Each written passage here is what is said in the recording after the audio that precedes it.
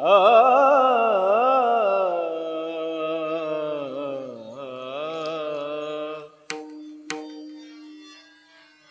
झाले राम राजा काय उने आमासी झाले राम राजा काय उने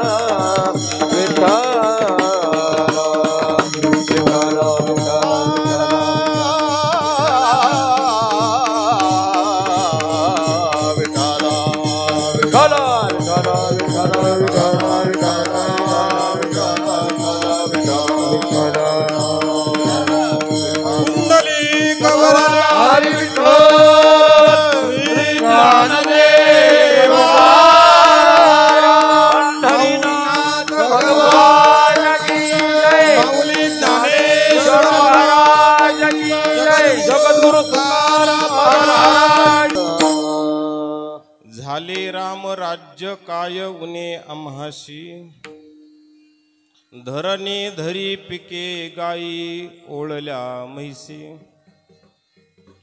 राम वेळोवेळा आम्ही गाऊ ओविये, दळिता कांडिता जीविता गे बाईये. स्वप्ने येते दुःख कोणी न देखे डोळा, नामाच्या गजरे भय सुटले कळीकाळा. राम वेळोवेळा आम्ही गाऊ ओविये, तुका मने रामे सुख दिधले आपुले. तया गर्भवासा येणे जाणे खुंटले. राम वेळोवेळा आम्ही गाऊ ओविये, धरणी धरी पिके गाई ओळल्या म्हैसी. विठाल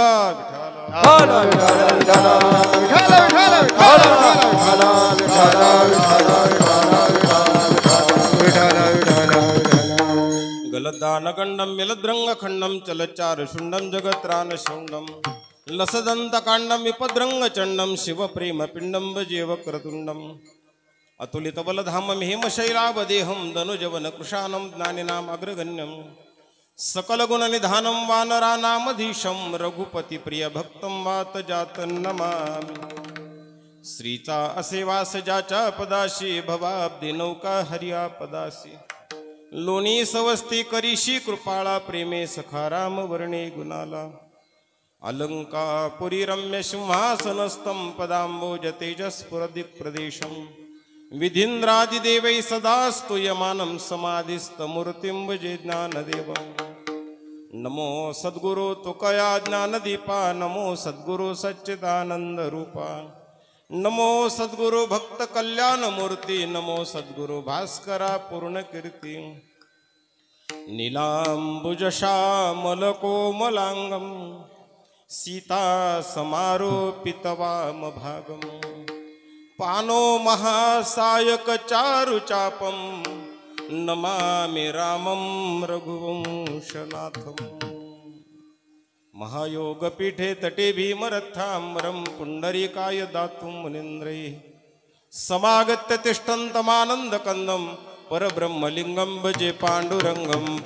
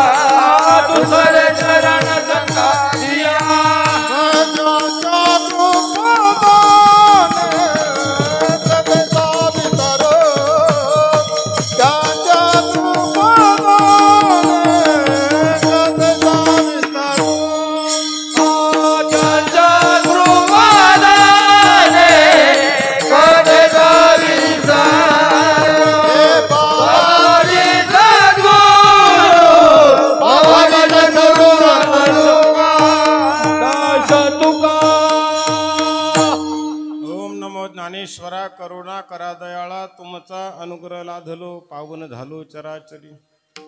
आता हृदय आपुले चौफाळून या भले वरी बैसो पावले, श्री गुरूंचे ते नमस्कारोनी. आता झाले राम राज्य काय उने आम्हासी, धरणे धरी पिके गाई ओळल्या म्हैसी. प्रस्तुत स्थली प्राप्त प्रसंगी कीर्तनरूपी सेवेकरता निवडलेला अभंग संत श्रेष्ठ विश्ववंद्य जगद्गुरु श्री संत तुकाराम महाराजांचा सर्वांच्या परिचित अशा प्रकारचा हा अभंग सेवेसाठी निवडलेला आहे. आणि आपल्या उत्सवाचं मुख्य अंगच ते आहे. दुपारी प्रभूंचा जन्म झाला. मला वाटतं ज्याच्या सानिध्यात गेल्यानंतर त्याचं सानिध्य अनुभूतीपर्यंत गेलं पाहिजे. विठ्ठला विठ्ठला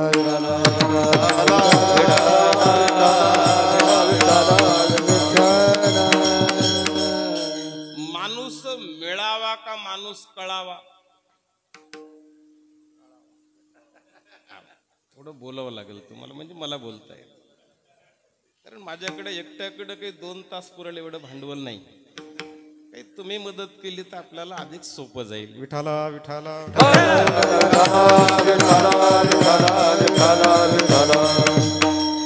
माणसं मिळतात खूप पण कळतात कमी. आणि मला वाटतं कळल्यानंच माणूस जोडला जातो आणि कळल्यानंच माणूस तुटल्याही जातो. विठाला विठाला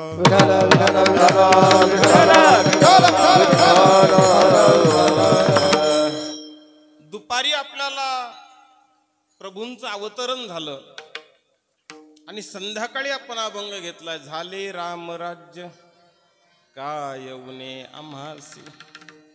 अनुभूतीच्या नंतर ज्या वेळेला उद्गार निघतात ना, ते उद्गार विशेष असतात. मला आज मोठा आनंदाचा क्षण आहे.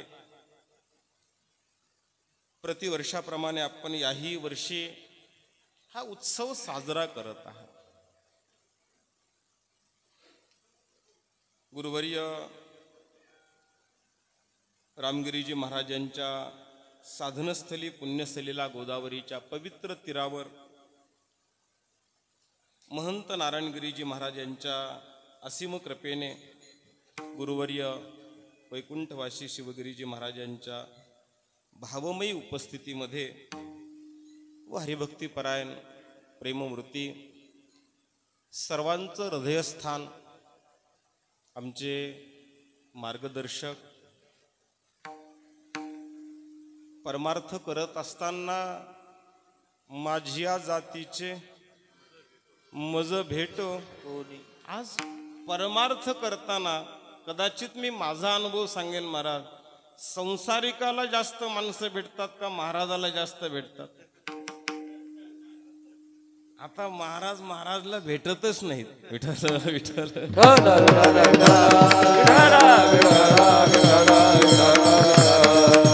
मी भाग्यवान आहे महाराज. माझ्या जीवनामध्ये पूज्य हरिशरणजी महाराजासारख्या एका महात्म्याचा मला संबंध आला, संगती लाभली.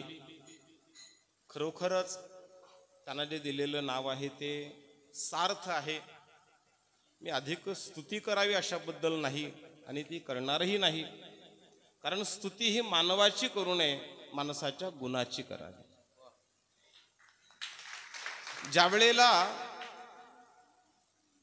माणसाचं जीवन आहे आपल्याला ते पहिल्यांदा कळालं नाही. मला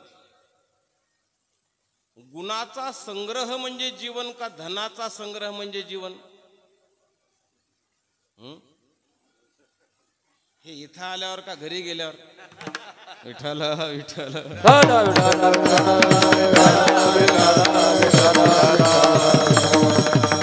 मला बऱ्याच वेळेला वाटतं महाराज की परमार्थ आम्हाला सत्संगाच्या मंडपामध्ये कळतो. परमार्थ सत्संगाच्या मंडपात कळू नये, परमार्थ घरी गेल्यावर कळावा. इथं परमार्थ मिळावा आणि घरी गेल्यावर कळावा. विठाला विठाला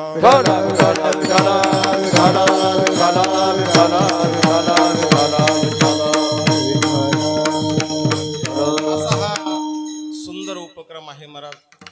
सर्व गायक वादक आहेत, पेटी मास्तर आहेत, सर्व उपस्थित गुणीजन मंडळी आहेत, आमचे आडगावून आलेले डॉक्टर आहेत, बाबांचे परमस्नेही पवार साहेब आहेत. माझा सर्वांचाच परिचय नाही, आमचा एक किरण गुरु आहेत. उपस्थित सर्व असणारी सद्भक्त मंडळी आणि माता भगिनी, मी सर्वांनाच वंदन करतो.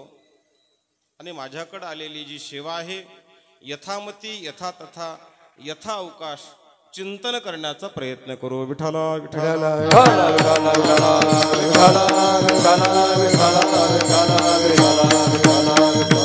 मानवी जीवनामध्ये त्याला भाग्यवान समजा महाराज.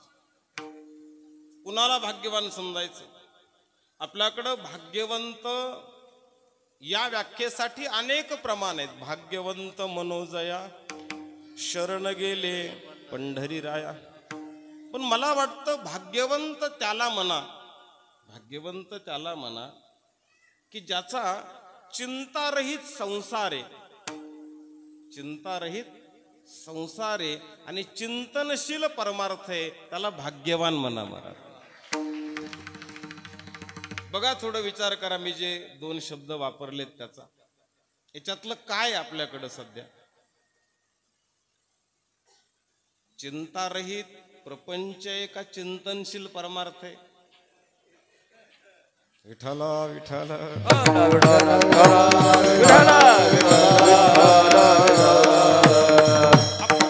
भाग्यवान म्हणू शकत नाहीत महाराज स्वतः.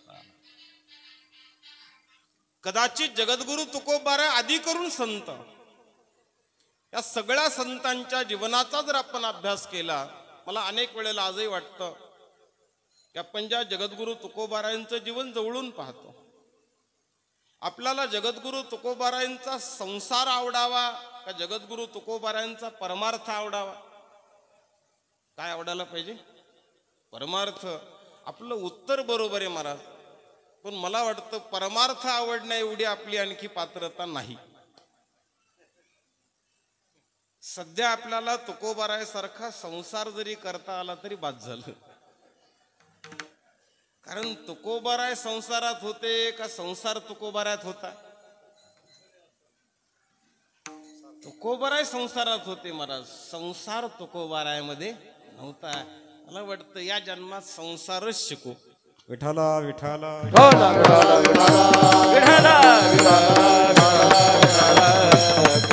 चला, मी तुकोबारायांचं उदाहरण आपल्या पुढे मांडलं. आपल्याला सगळ्यांना परिचित आहे, कदाचित पाठ नसेल पण परिचित असेल हरिपाठ. पाठ नसेल पण परिचित आहे. हरिपाठानं काय सांगितलं? परमार्थ सांगितला का संसार सांगितला? बोला, मी काही परीक्षा घ्यायला नाही आलो तुमची. हरिपाठानं परमार्थ सांगितला का संसार सांगितला? ऐका जरा महाराज, हरिपाठानं सांगितला तो संसार. पहिल्या अभंगात काय सांगितलं? असोनी संसारी. पहिल्या अभंगात संसार सांगायला सुरुवात केला आणि शेवटच्या अभंगात सांगितलं महाराज, वाया येर झार हरी वीणा, वाया येर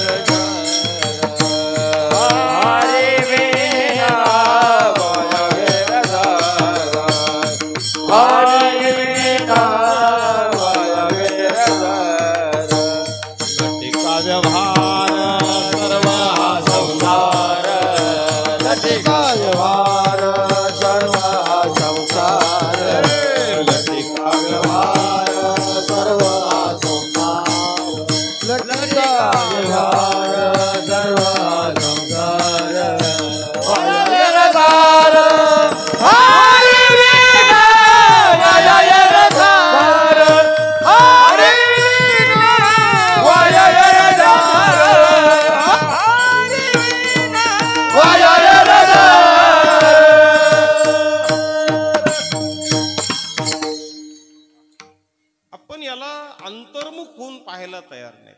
पण मी तुमच्याकडे 2 वाक्य टाकली महाराज, चिंतारहित संसार आणि चिंतनशील परमार्थ. या 2 गोष्टी जर झाल्या ना, तर मला जो अभंगाची पार्श्वभूमी आपल्या पुढे मांडायची ना, त्याचंच नाव आहे महाराज, झाले राम राज्य. रामराज्य शब्दाचा अर्थ त्या काळातले दशरथ पुत्र राम नाही, त्या काळातली जी व्यवस्था होती ती व्यवस्था. कदाचित मी त्याचे 3-4 विभाग पाडील, वैयक्तिक, कौटुंबिक, सामाजिक आणि आध्यात्मिक. आपल्याला ज्या पद्धतीनं का होईना त्या पद्धतीनं आपल्याला ती संकल्पना सिद्ध करता आली पाहिजे.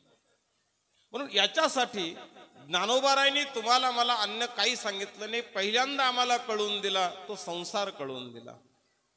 याच प्रपंचामध्ये रहा असोनी संसारी जिव्हे वेगू करी. पण त्या प्रपंचामध्ये राहत असताना काय कर, तो प्रपंच अशा पद्धतीनं त्याला पुढं न्या महाराज, अशा पद्धतीनं पुढं न्या. लटिका व्यवहार सर्व हा संसार. चला, आपल्याला संसार लवकर कळतो का परमार्थ लवकर कळतो? संसार. बाबा संसार लवकर कळला असता तर आपण कधी ध्रुवबाळ झालं असतं. संसार कळतो म्हातारपणी. संसार तर सुरुवातीला कळत नाही महाराज. संसार जर सुरुवातीला कळाला असता तर महाराज तुम्ही बाबाजवळच थांबले असते. विठाला विठाला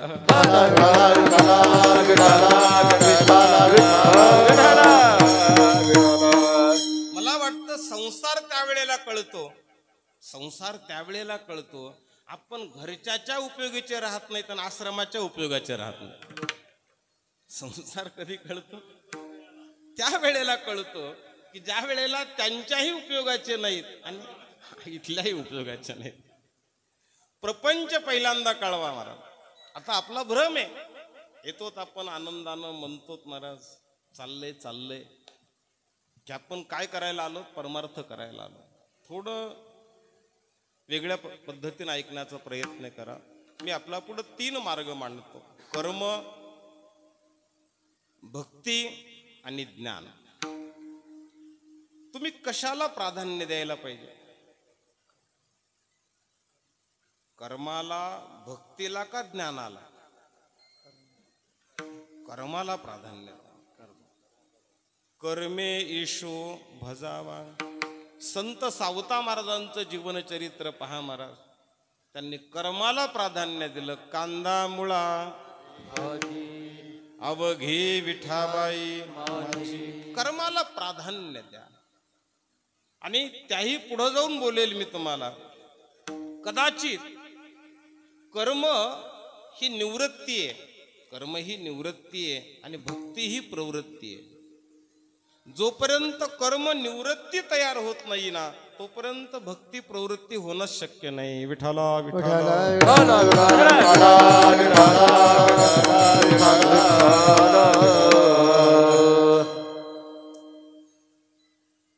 गाय व्यायला आलेली आहे. गाय व्यायला आलेली. तुम्ही तिथं थांबायला पाहिजे होतं का कीर्तनाला यायला पाहिजे होतं? थांबायलाच पाहिजे होतं. थांबायलाच पाहिजे होतं. पण नाही महाराज, तुम्ही लोकाला सांगितलं मी कधीच कीर्तन बुडवत नाही. आता इथे आहेत का तुम्ही सध्या? तिथे आहेत. इथं नाहीत आम्ही. कारण कर्म भक्तीमध्ये प्रतिबंध आणतं. विठाला विठाला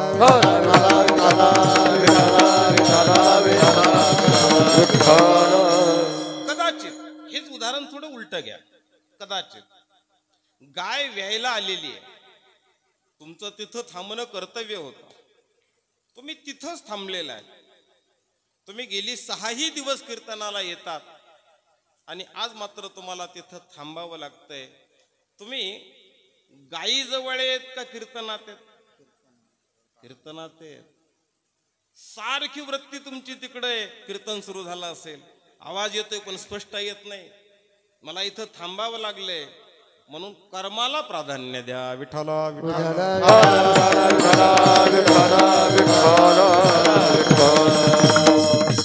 व्यक्ती ज्या वेळेला कर्माला प्राधान्य देते त्यावेळेला ते कर्म अनुकूल असतं की प्रतिकूल असतं? ते दोन्ही असतं. ते दोन्ही असतं. गीतेच्या 15व्या अध्यायात चला महाराज. काय करा? निर्माण मोहा जितसंग दोषा अध्यात्म नित्या विनिवृत्त कामहा. याच्यातून फक्त निवृत्त होण्याचा प्रयत्न करा. आपली निवृत्तीची तयारी सुरू आहे का प्रवृत्तीची तयारी सुरू आहे? आपण इकडं प्रवृत्त होऊ लागला त्याबद्दल आपल्याला धन्यवाद. पण इकडं प्रवृत्त होत असताना आपण निवृत्तीकडे दुर्लक्ष करू लागलो. याही ठिकाणी या परंतु माझ्याकडे जे कर्म आहे ना, ते कर्म जर आपण वेगळ्या पद्धतीनं केलं आणि त्या प्रवृत्तीकडे दुर्लक्ष केलं तर ती प्रवृत्तीही जाते आणि कर्मही तसंच शिल्लक राहतं. एक पंढरपूरला पितांबर दास नावाचे महाराज होते. मला घडलेली घटना आहे बरं, हे काही पौराणिक नाही. एक 60-70 वर्षाचा काल आहे. अतिशय निष्प्रह महात्मा महाराज. संपूर्ण जीवन त्यांनी पंढरीमध्ये व्यतीत केलं. संपूर्ण जीवन जेवढी करता येईल तेवढी. काही नवाच्या मनसेंद्रियर्वा बुद्धात मनावा नुसरत स्वभाव करोति यद्द सकलम परस्मे नारायणेती देह समर्पिजे देवा. या पद्धतीने त्यांनी सेवा केली. महाराज जीवनाचा उत्तर काल आला. कर्म हे सोबतच असतं आणि त्यामुळं ते आजारी पडले. आणि आजारी पडले, जवळ कोणीही नाही. इतकी परिस्थिती तयार झाली, इतकी नाजूक परिस्थिती आली, त्यांना पुन्हा पुन्हा शौच होऊ लागलं. जवळ कोणी नाही आहे. ते धोतर भरलं, कपडे भरले. देवानं रुक्मिणी मातेला सांगितलं, आपल्याला एका भक्ताकडे जावं लागतंय, मला त्याच्या सेवेला कोणीच नाही. महाराज देव आज एका वेगळ्या रूपात तिथं हजर झाले. रुक्मिणी माता सोबत आहेत. देवानं त्याचे कपडे घेतले, रुक्मिणी मातेजवळ दिले. रुक्मिणी मातेनं ते धुवून काढले. मला पण आता देवाला जेवढी भक्ताची आवडी, रुक्मिणी मातेला तेवढी आवड नव्हती. 2-3 वेळेला हे घडलं. रुक्मिणी मातेनं देवाला एक प्रश्न केला, देवा करशील तरी नोहे काय? काय करता येत नाही तुला? करतो अन्यथा करतो मी. तुम्ही मला हे धोत्र धुवायला लावलेत, त्यापेक्षा त्याची संडास बंद करा ना. तुम्हाला काय करता येत नाही? मला कर्म सांगायचंय आपल्याला. मला देवानं दिलेलं उत्तर ऐका. देवानं सांगितलं, काही नाही रुक्मिणी, त्याचं फक्त आता 1 महिना आयुष्य राहिले. 1 महिना आयुष्य राहिले. मी जर त्याची शौच बंद केली ना, तर पुढच्या जन्मात त्याला 1 महिना हे पुन्हा भोगावं लागणार आहे. सध्या ते भोगूनच संपू दे. विठाला विठाला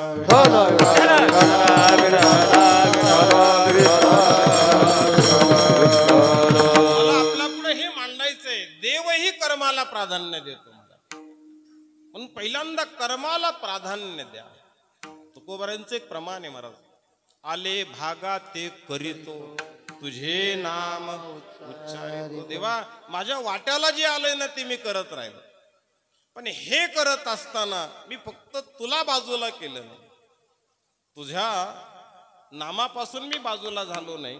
म्हणून इथं ही जी असणारी स्थिती आहे, हा जो होणारा उत्सव आहे, कशासाठी उत्सव आहे महाराज?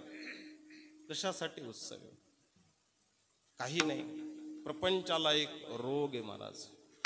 सगळ्याच्या प्रपंचाला, कुणाच्याही नव्हे. प्रपंचाच्या आश्रयाला राहिलं तरी तो रोग आहे. आणि त्या रोगाचं नावे उदासीनता.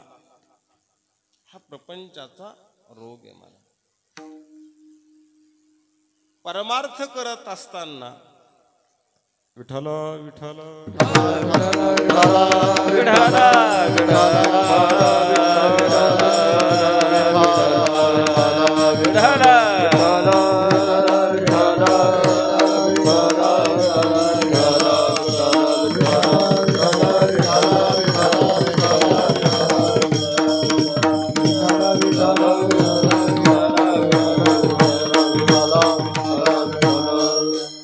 प्रपंच करत असताना त्यामध्ये उदासीनता हा रोग आहे.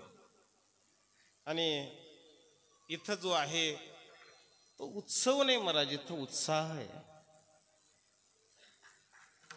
हा जो आहे तो काय? उत्साह आहे.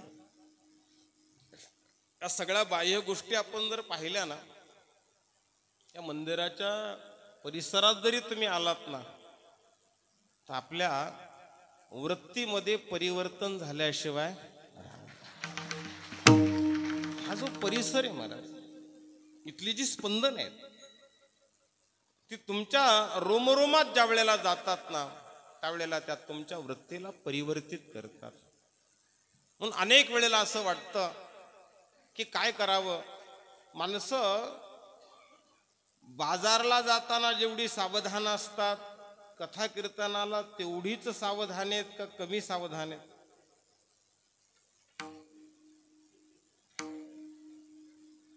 बाजारात गेलेली माणसं खूप सावधान आहेत महाराज. बाजारातली वस्तू ना वस्तू पुन्हा दुकानदाराकडून चेक करतात आणि सगळ्या वस्तू घरी घेऊन जातात का अर्ध्यातच ठेवतात? सगळ्या कुठं घेऊन जातात? घरी. आता सगळं कीर्तन घरी नेणार ना? विठाला विठाला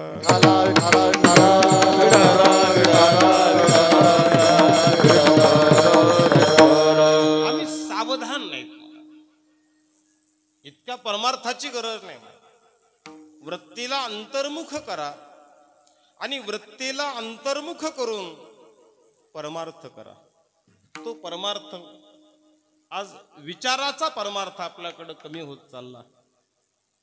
शोकांतिका ही आहे महाराज. परमार्थ करत असताना मी कोणाच्या विषयी बोलतोय असा अर्थ अजिबात लावू नका.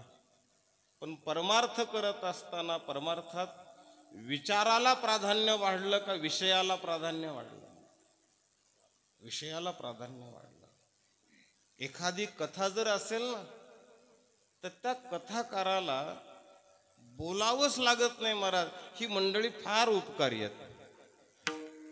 त्याला काय करावं लागत नाही, त्याला बोलावंच लागत नाहीये.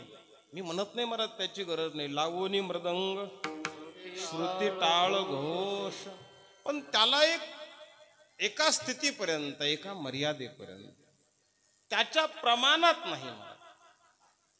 5 किलो बटाटे असतील, काय आलू म्हणतो आपण, बटाटा म्हणतो. 5 किलो बटाटा आणि 7 किलो मसाला असंच ना? आता तेच झाले महाराज. आता मसाला झाला 7 किलो आणि बटाटे झाले 5 किलो. विठाला विठाला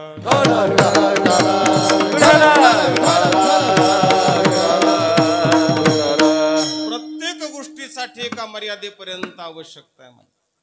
पण हे सगळं करत असताना आपण या सगळ्या गोष्टी बाजूला करू लागलो. जगद्गुरु तुकोबाराय ज्या वेळेला तुम्हाला मला हा उपदेश करतात आणि तुम्हाला त्या स्थितीकडं त्या विचाराकडं नेण्याचा प्रयत्न करतात. आज आपली अवस्था काय बनली? आपण रामाला प्राधान्य देणारी माणसं का आरामाला प्राधान्य देणारी?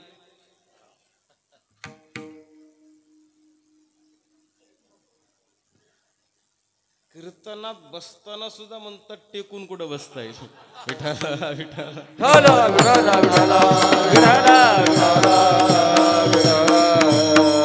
मी इथं बसणाराला म्हणलो नाही बरं.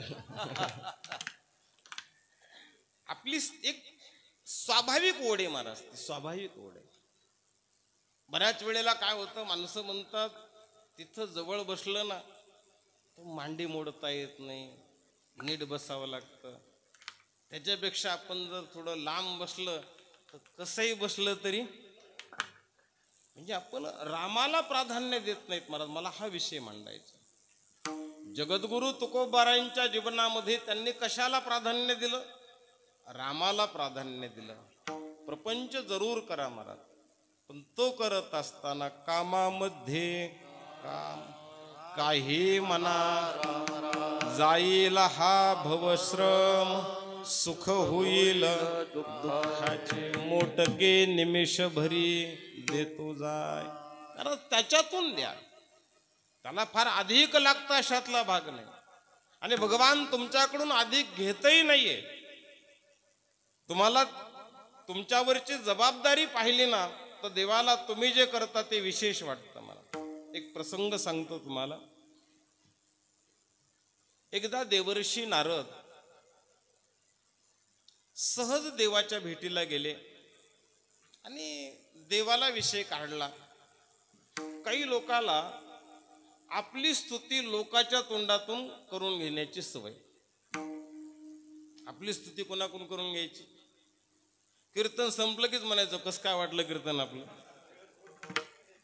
अरे तो झोपलेला होता, त्याला काय विचारलं तू?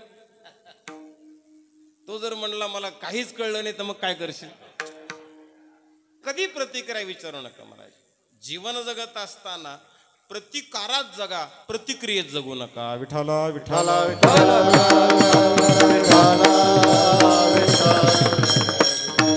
आई सहा लौकिक कदा राखवेना. जी असणारी जगाची स्थिती आहे महाराज. जग दोन्ही अंगानं तुम्हाला बोलत असतं. बहु बोलू जाता मनती वाचाळ, न बोलता मनती गर्विष्ठ. मी नारदाचा विषय आपल्या पुढे मांडत होतो. ज्या वेळेला देवर्षी नारद भगवंताला प्रश्न विचारतात, काहू म्हणे अनेक भक्त आहेत तुमचे, तुमच्या दृष्टीनं सगळ्यात चांगला भक्त कोण? सगळ्यात चांगला. आता नारदाला स्वाभाविक असं म्हणायचं होतं की आपलाच नंबर येणार आहे. देव म्हणणार आहेत की तू सतत नारायण नारायण म्हणतोस, दिनरजनी हाची धंदा, गोविंदाचे पवाडे, रात्र न कळे दिवस न कळे. आपलं नाव येणार आहे. पण देव असा आहे महाराज लिलया, त्यानं बाजाठांमधल्या एका ग्रहस्थाचं नाव सांगितलं. महाराज नारदाला तर धक्काच बसला. कारण नारदाच्या डोक्यात दुसऱ्या नंबरला हा होता, तिसऱ्या नंबरला तो होता, चौथ्या नंबरला तो होता. त्या यादीतलं कुणीच घेतलं नाही. डायरेक्ट मृत्यूलोकातलं एका दुकानदाराचं नाव सांगून दिलं. आता नारदाला पत्ताच सांगितल्यामुळं मी कशासाठी सांगायला लागलो मला, रामाला प्राधान्य किती काळ देऊ लागला हे महत्वाचं नाही, कशा पद्धतीने देऊ लागला हे महत्वाचं. याच्यासाठी बोलायला लागलो. नारद आज त्या दुकानदाराकडे येतात, गुप्त रूपानं त्याच्या मागावर येत. आता सकाळी सकाळी त्यानं दुकान उघडलं. दुकान उघडल्याबरोबर अगोदर एक अगरबत्ती पेटवली. पांडुरंगाचा फोटो होता, त्या फोटोला मनोभावी ओवाळली, प्रार्थना केली, नमस्कार केला, ती अगरबत्ती लावून दिली. तेवढ्यात ग्राहक आलं आणि त्याचं दुकानदारी सुरू झाली. दुपारपर्यंत त्यानं दुकानदारी केली. नारदाचं सारखं लक्ष हा नामस्मरण किती वेळेला करतोय, सारखं लक्ष. परंतु एकदाही त्यानं नामस्मरण केलं नाही. दुपारी जेवायला आला नारद गुप्त रूपानं त्याच्या मागच. हा घरी जेवायला गेला. जेवायला बसल्याबरोबर पत्नीनं ताट वाढलं. त्यानं ताटाभोवती पाणी फिरवलं. वदनी कवल घेता नाम घ्या श्रीहरीचे, सहज हवन होते नाम घेता फुकाचे. जीवन करी जीवितवा अन्न हे पूर्ण ब्रह्म, उदर भरण हे जाणीजे. मनोभावे नमस्कार केला महाराज. ग्रासो ग्रास्य गोविंद, स्मरता अन्न होय शुद्ध. चला जेवण झालं. तो परत दुकानात आला. नारद त्याच्या परत मागे.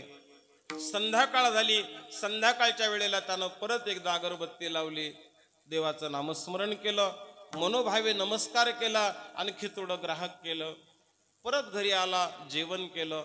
संध्याकाळी झोपताना भगवंताचं नामस्मरण केलं. कृष्णाय वासुदेवाय हरेय परमात्मने, प्रणत क्लेशनाशाय गोविंदाय नमो नमः. आला महाराज, झोपला. इतका राग आला महाराज नारदाला. आता देवाला माहीतच होतं नारद तक्रार करूनच येणार आहेत. नारद येईपर्यंत देवानं व्यवस्था तयार ठेवली महाराज. ऐका जरा नीट, व्यवस्था तयार ठेवली. नारद जसे आले, आल्याबरोबर तक्रार करायला लागले. काय देवा म्हणे, तो त्या माणसाचा पद थांबा म्हणे, नारदा बोलू नका. त्याच्या अगोदर माझं एक काम करा आणि मग तुमचं गाऱ्हाणं सांगा. देवानं एक तेलाची वाटी, तिच्यामध्ये काठोकाठ तेल भरलेले, ते आणून ठेवली होती. काही नाही म्हणे नारदा, ही तळ हातावर घ्या आणि फक्त आमच्या या घराभोवती एक प्रदक्षिणा मारा, एकच प्रदक्षिणा मारा. अट एवढीच, त्याच्यातला थेंबही सांडला न पाहिजे, एवढीच अट आहे. नारदानं ती वाटी हातात घेतली आणि त्या संपूर्ण देवाच्या घराला वेढा मारला, चक्कर मारली. एक थेंबही सांडू दिला नाही, वाटी आणून ठेवली. देव म्हणाले, नारदा, आत्ता तुम्ही वाटी घेऊन ज्या वेळेला चक्कर मारत होतात, किती वेळेला माझं नामस्मरण केलं? महाराज म्हणाले, देवा ते तेल सांडलं असतं ना. मग नारदा, तो दुकान सांभाळतोय, कुटुंब सांभाळतोय, व्यवहार सांभाळतोय, सगळं करून माझं नामस्मरण करतोय. तुम्ही मोठे का तो मोठा? आसोनी संसारी जिव्हे वेगू करी. लक्षात ठेवा महाराज, तुम्ही साधना किती काळ करू लागलात ते महत्वाचे नाही, केलेली साधना वृत्तीनं किती करू लागलात हे महत्वाचं आहे. विठाला विठाला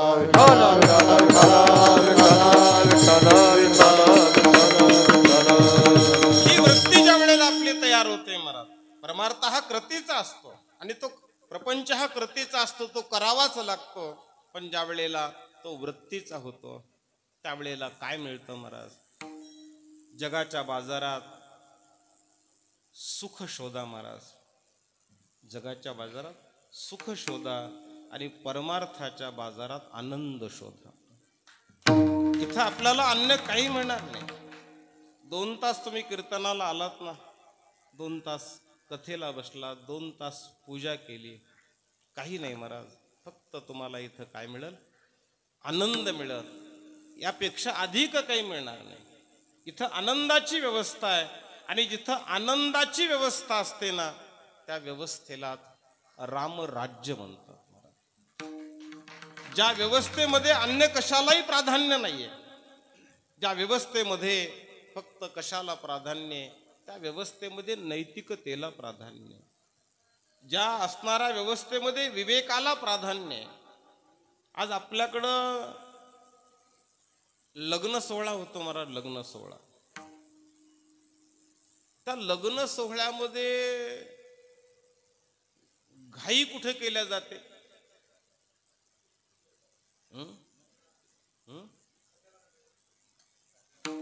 महाराज तिथं घाई केल्या जाते. गुरु आवरा लवकर. डीजे वाल्याकडे कोणीच जात नाही. घाई कुठे? हो, म्हणजे ज्यानं संस्कार होणार आहेत ना, ते जर याच्यावर संस्कार झाले तर कदाचित हा चांगला बनेल. कारण जगाला दुःख तुमचं वाईट होतं याचं नाही महाराज, जगाला दुःख तुमचं चांगलं होतं याचं. जगाला दुःख तुमचं वाईट होण्याचं नाहीये. कशाचं दुःख आहे? तुम्हाला एखाद्याच्या अंगावर जर खराब कपडे दिसले तर तुम्हाला कदाचित सहानुभूती निर्माण होईल. अरे त्याचा पोशाख खूप काय खराब, तुम्हाला त्याचं दुःखही वाटेल थोडा वेळ. पण एखाद्याच्या अंगावर खूपच चांगले कपडे दिसले तर काय वाटेल? मनाला आनंद. आता महाराज इथंच कमी पडतो आपण. विठाला विठाला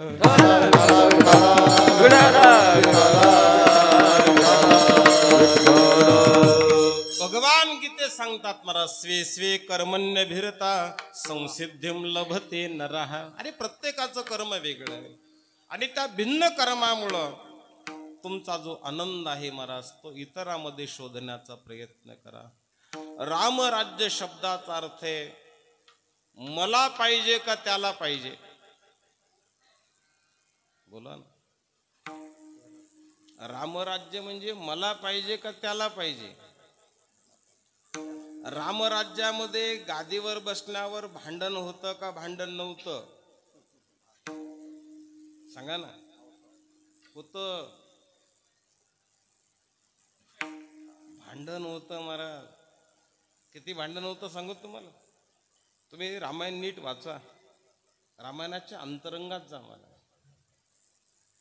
ज्या वेळेला राजा दशरथानं रामाच्या नावाची घोषणा केली की उद्या राम राजा होणार आहे, त्यावेळेला त्या रामराज्याची घोषणा झाल्यावर 3 जण नाराज होते. आता सांगा कोण कोण?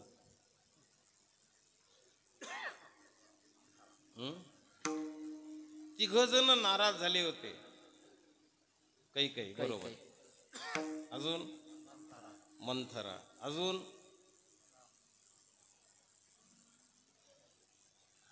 सांगा नाही. महाराज राम नाराज झाला होता, हेच महत्वाचं. रामच नाराज झाले होते.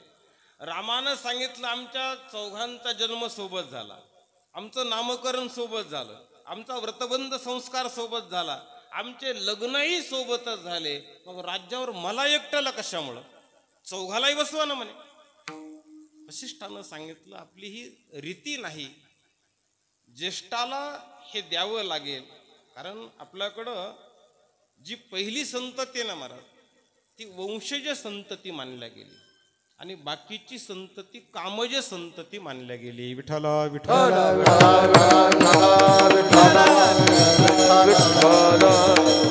म्हणून त्याला प्राधान्य दिलं. मला सांगायचंय तुम्हाला की राम काय झाले होते? नाराज झाले होते. मला राज्य का भरताला राज्य? भरताला राज्य. मला मिळणं म्हणजे रामराज्य का तुला मिळणं म्हणजे रामराज्य? तुला मिळणं म्हणजे रामराज्य. झालं की नाही रामराज्य आता आपल्याकडं? वडिलाची सारखीच 5-5 एकर जमीन दोघालाही आलेली. वडिलाची दोघालाही 5-5 एकर जमीन आलेली. तुमचा ऊस गेला त्या 5 एकर मध्ये 250 टन. तुमचा किती गेला? 250 टन. आणि भावाचा गेला महाराज 650 टन. झाले राम राज्य.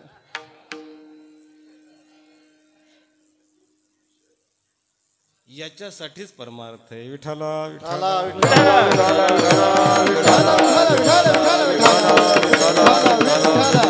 मला मिळणं म्हणजे रामराज्य नाही महाराज, त्याला मिळालं पाहिजे.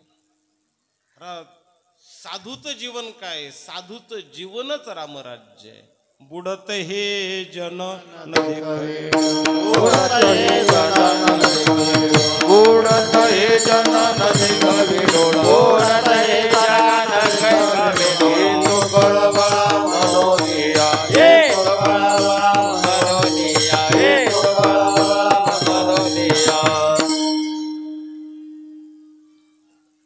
पूज्य हरिशरणजी महाराजांनी किती लोकांना संस्कार दिल्यानंतर, किती लोकांना माळी घातल्यानंतर, किती लोकांना व्यसनमुक्त केल्यावर त्यांना मानसी किती मिळतात? ते असं असतं ना, वाटतं ते किती लोकांना पाहिलं म्हणजे त्याला काय होतं. मला असं काही नाही. पण रामराज्याची संकल्पना साधू जीवनात अशी असते, तिचं नाव आहे महाराज, त्याला मिळालं पाहिजे. त्याच्या पुढे बोलू महाराज. साधूनं समाज सांभाळला पाहिजे आणि समाजानं साधू सांभाळला पाहिजे.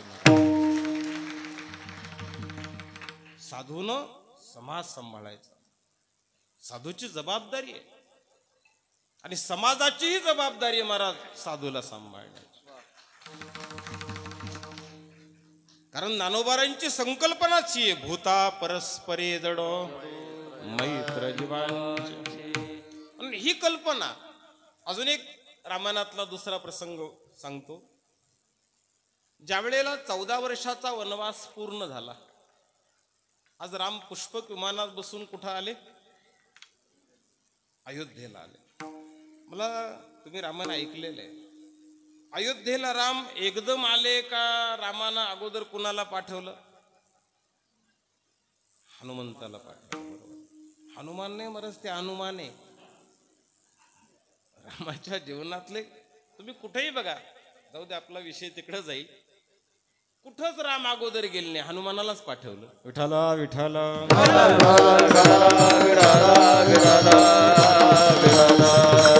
याचा अर्थ सांगू का तुम्हाला? आपल्या जीवनात राम अगोदर का हनुमान अगोदर? अगोदर हनुमान मारा, अगोदर अनुमान करा, अंदाज घ्या, जाणीव घ्या, आपली पात्रता बघा आणि मग त्याच्यात काय करा? प्रवेश करा. चला, हनुमानजीला रामानं अंतरंगात सांगितलेलं आपल्या पुढे सांगतो. मला अंतरंगात हनुमानजीला बाजूला बोलून घेतलं आणि सांगितलं, हनुमान एक काम कर, आज 14 वर्षाचा काल पूर्ण होतोय. मी 2 गोष्टी आपल्या पुढे मांडतो, मला आठवले नवीन. 12 वर्षाचा वनवास आणि 1 वर्ष अज्ञातवासाचं पूर्ण करून कोण आलं होतं? पांडव. त्या दिवशी कौरवाचा चेहरा कसा होता? आज कौरवाचा चेहरा होता. आज आपलं राज्य जाणार, कारण आज कोण येणार आहे? पांडव येणार. रामानं हनुमानजीला पाठवलं आणि सांगितलं, भरत 14 वर्ष सांभाळतोय सगळं. आज त्याची अपेक्षा कशी आहे त्याच्या चेहऱ्यावरून बघ. कारण माणूस सगळं लपू शकतो पण चेहरा लपू शकत नाही. सगळं लपवता येतं. तुम्ही बघा, घरी गेल्यावर प्रयोग करा.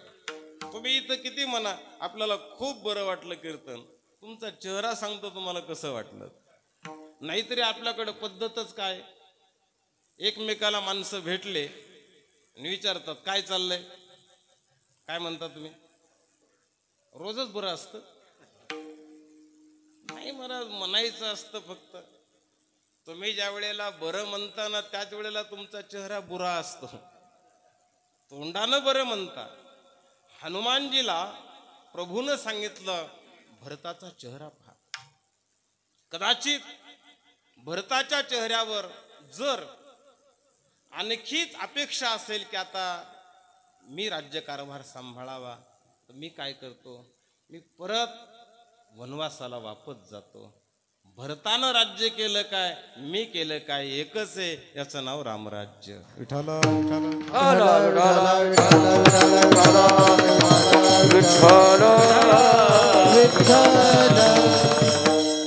बँकेच्या एका रांगेत जर 15 लोक असतील महाराज, 15 लोक असतील आणि समोरच्या माणसाला जर त्याच्या हातात कॅश पडली, तर आपल्याला आनंद वाटावा का दुःख वाटावं? आनंद वाटावं. 14च राहिले. थोडं सकारात्मक विचार करायचं शिका. आनंद वाटावा. त्याला प्राप्त झालं ना इतराच्या लाभानं, जोपर्यंत आपण लाभान्वित बनणार नाही तोपर्यंत त्या गोष्टी होणार नाही. पण संताचं जीवन जर पाहिलं तर तेच संताचं जीवन आज या ठिकाणी अभंगात व्यक्त केले. अभंगाच्या पहिल्या झाले राम राज्य काय उने आमासी, झाले राम राज्य काय उने आमासी, झाले राम राज्य काय उने आमासी, झाले राम राज्य काय उने आमासी, झाले राम राज्य काय उने आमासी, झाले राम राज्य काय उने आमासी, झाले राम राज्य काय उने आमासी, झाले राम राज्य काय उने आमासी, धरणी धरी पिक गाई ओळल्या माती, धरणी धरी गाई पिक धरला माती, राम वेळ वेळावी गाऊ वेळा, राम वेळ आम्ही गाऊ गोविये, धरणे धरी पिक गाई ओळल्या माती, धरणे धरी पिक गाई ओळल्या माती, राम वेळ वेळावी गाऊ गोविये, राम वेळ वेळावी गाऊ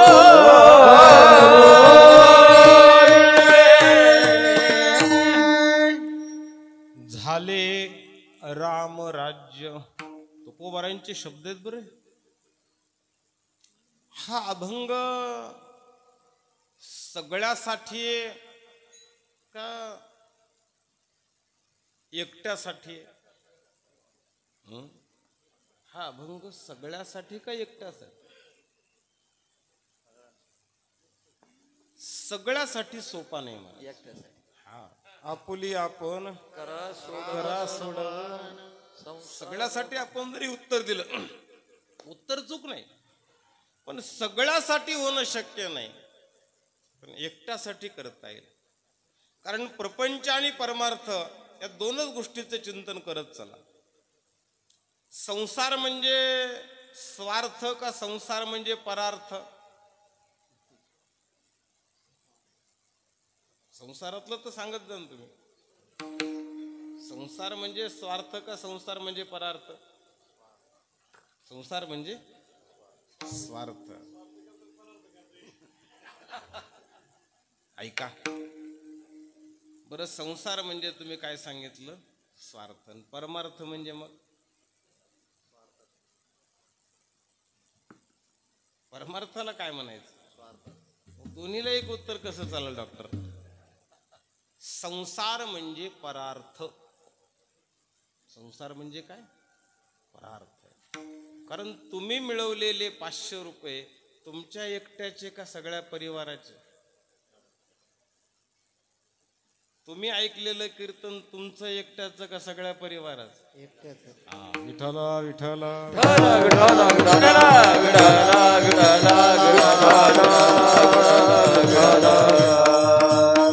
आपल्याकडं नेमकं झालंय काय महाराज? आपल्याकडं स्वार्थी माणसं संसारात सापडायला लागले का परमार्थात सापडायला लागले? स्वार्थी माणसं इथं सापडायला पाहिजेत ना. तो येईल अथवा नाही येईल, पण मला माझं रामराज्य करता येईल. स्वार्थी माणसं इथं सापडणं गरजेचं. माझं मी काही करेल आणि ते करत असताना मला माझ्या पुरतं करायचं. त्याच्या पुढं जाऊन ऐका थोडं महाराज. परमार्थ करत असताना आणि प्रपंच करत असताना दोन गोष्टी मी आपल्या पुढं मांडतो. रामराज्यातली जी संकल्पना आहे, पूज्य डोंगरेजी महाराजांचं एक वाक्य मागे मी तुम्हाला सांगितलेलं इथंच, पण परत त्याचं स्मरण करतो महाराज, परत स्मरण करतो. पूज्य डोंगरेजी महाराजांनी सांगितलं होतं की रामराज्यामध्ये सगळी माणसं सुखी होती, सगळी माणसं. पण नियमाला अपवाद असतोच. तुम्ही किती नियम करा, नियमाला एक अपवाद असतो. रामराज्यात सगळे सुखी होते, फक्त 2 जण दुःखी होते. बोला ना. मी सांगितलेलं हे मला आठवतंय, इथंच सांगितलेलं.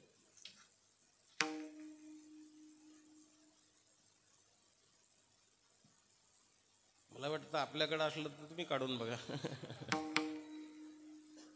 2 जण दुःखी होते महाराज रामराज्यात, एक डॉक्टर आणि दुसरा वकील. कारण लोक विषयी नसल्यामुळं आजारीच पडत नव्हते आणि वृत्ती चांगली असल्यामुळं भांडणच करत नव्हते. विठ्ठला विठ्ठला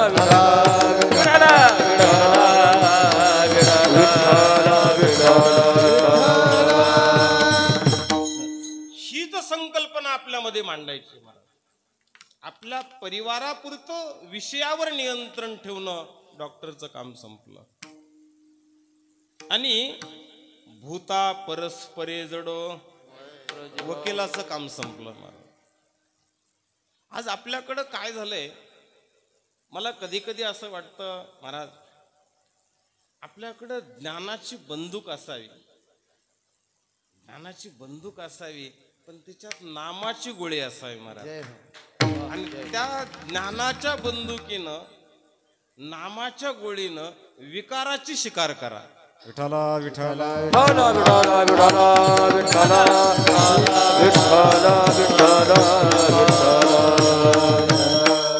मी काहीतरी तुम्हाला पटवून देण्यासाठी बोलतोय असा अर्थ नका लावू. मी एकही प्रमाणाच्या बाहेर आपल्याला बोलणार नाही. कारण जगद्गुरु तुकोबारायांचं जीवन आपल्या पुढे जर मांडलं तर त्यांनी विवेकाला प्राधान्य दिलं नाही महाराज, अगोदर विकाराला प्राधान्य दिलं. परमार्थ म्हणजे काय? परमार्थ म्हणजे पाठांतर का परमार्थ म्हणजे नामस्मरण?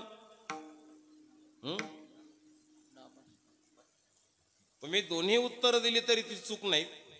पाठांतर ही परमार्थचे, नामस्मरण परमार्थचे, पूजापाठ परमार्थचे. पण मला वाटतं याला परमार्थ समजू नका, याला परमार्थ समजू नका. परमार्थ शब्दाचा अर्थ आहे तुमचा क्रोध किती कमी झाला, अहंकार किती कमी झाला, मत्सर किती कमी झाला. काम क्रोध केले घर रीते, अहंकार गेला तुका मने देव झाला. कोणाही जीवाचा न घडो कोणाही जीवाचा न घडो कोणाही जीवाचा न घडो कोणाही जीवाचा न घडो मत्सर. वर्म सर्वेश्वर पूजनाचे वर्म सर्वेश्वर पूजनाचे वर्म सर्वेश्वर पूजनाचे. राम राज्य का बनलं नाही? दोन कारण मला याच्या आपल्या पुढे मांडायचे. राम राज्य प्रस्थापित का झालं नाही त्याची दोन कारण सांगा. जे मी प्रमाण दिलं तेच कारण. कोणाही जीवाचा, मंथरा काय करत होती? मत्सर करत होती. एका मत्सरानं प्रवेश केला आणि रामराज्यामध्ये बाधा आली. आपल्याही जीवनामध्ये हेच घडतं महाराज, आपल्याही जीवनात हेच घडतं. आज मला सांगा, संसारामध्ये समज असणारी माणसं जास्त आहेत का गैरसमज असणारी जास्त आहेत? किती मोठ्याने उत्तर दिलं. त्यानं संसदेत ठराव मांडला, विठाला विठाला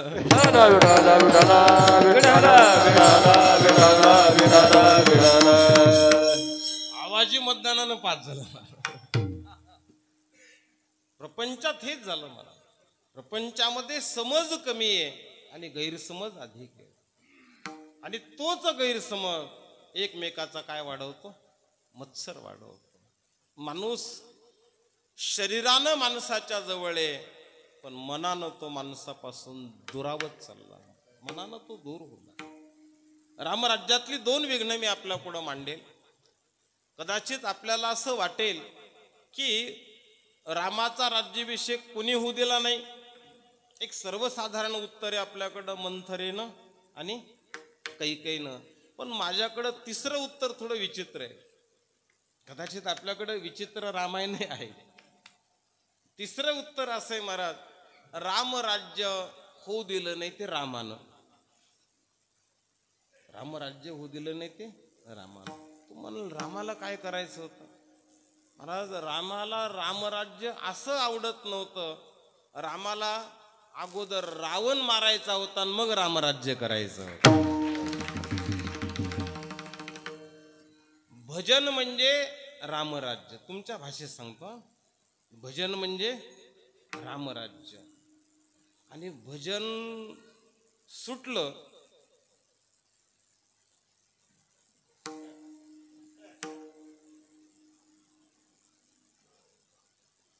कुछ तुम समजो.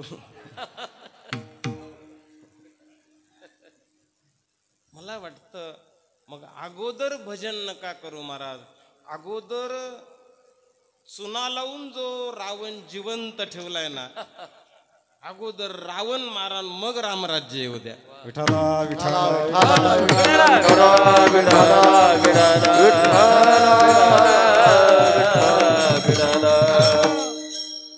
पूज्य तुलसीदासजीचं एक वाक्य आहे महाराज, रावण किसे कहते हैं. त्यांनी रावणाची फार सोपी व्याख्या केली महाराज, फार सोपी व्याख्या केली. रुलाता है वही रावण आहे. रावण म्हणजे काय महाराज? रावण म्हणजे काय? अपेक्षा न संपन्न त्याचं नाव. किती स्त्रिया होत्या रावणाला? 80,000. आपण ऐकतो पुराणामध्ये. तरी जानकीची काय केली? अपेक्षाच केली की नाही? जानकीची काय केली?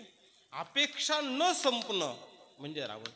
12व्या अध्यायामध्ये भक्ताचं लक्षण करताना खूप सुंदर केलं महाराज. अनपेक्ष शुचिरदक्ष उदासीनो गतव्य सर्वारंभ परित्यागी यो मदभक्त समे प्रिया.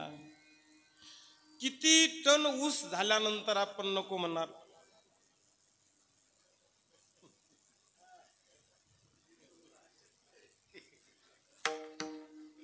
रावणच मरण आम्हाला. विठाला विठाला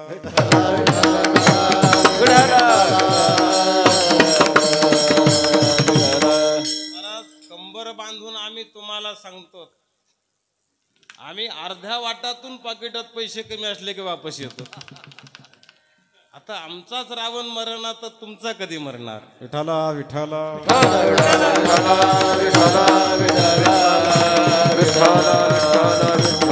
अनेक अंग लावा महाराज, त्याला अनेक अंग लावा. कारण आपल्याकडं जे रामायण आहे ना, त्या रामायणाला हीच दोन मुख्य पात्र आहेत, एक रावण आणि दुसरा राम. ज्या प्रकाशाचं महत्व तुम्हाला कोणामुळे, प्रकाशाचं महत्व कोणामुळे, अंधारामुळे. अंधारच नसता तर याला कोणी पाहिलं असतं. याचं महत्वच त्याच्यामुळे. म्हणून कदाचित थोडं माझं बोलणं अतिशयोक्ती वाटेल, परंतु रामाचं जे आपण महत्व पाहतो महाराज, ते विशेषत्वानं रावणामुळे. विठाला विठाला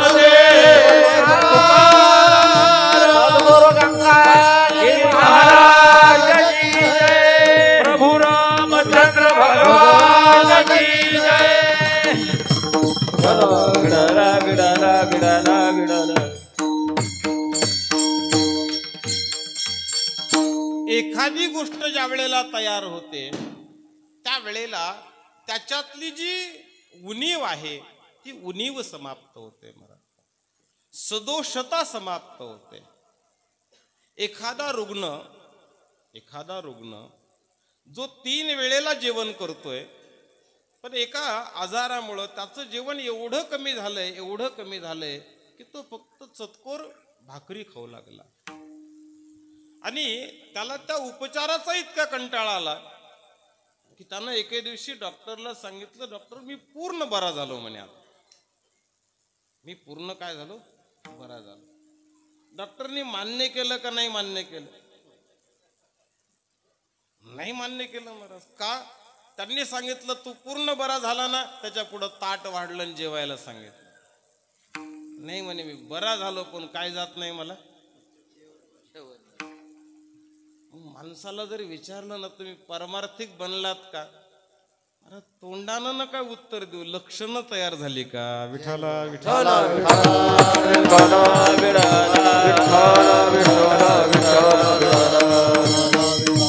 तुका म्हणे तई अंगी भावे ती आपण, तरीच महिमान येईल कळो.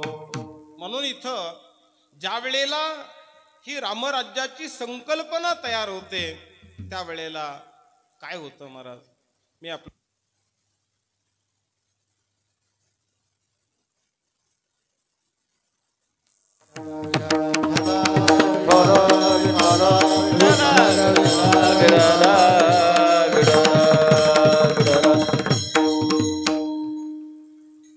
आपल्या पुढं एक 5 प्रकारचं जीवन मांडण्याचा प्रयत्न करतो. एक वैयक्तिक जीवन, दुसरं कौटुंबिक जीवन, तिसरं सामाजिक जीवन, चौथं राजकीय जीवन आणि 5वं आध्यात्मिक जीवन. सुरुवात कुठून करायची? पहिलं कोणतं जीवन? वैयक्तिक जीवन. वैयक्तिक जीवन चांगलं बनवा. एकदा वैयक्तिक जीवन चांगलं बनलं ना की तुमची जबाबदारी संपली का नाही संपली? नाही संपली. आता तुम्ही आपलं कौटुंबिक जीवन काय करा? चांगलं बनवा. जबाबदारी संपली का? आता नाही संपली. आता सामाजिक जीवन चांगलं बनवा. आता जबाबदारी संपली का? नाही महाराज. आता राजकीय जीवनही चांगलं बनवा. राजकीय नरानांच नराधिपम. रामायणातला एक प्रसंग आहे महाराज. कारण राजा काल बदलू शकतो का काल राजा बदलू शकतो? राजा काल बदलू शकतो महाराज. विठ्ठला विठ्ठला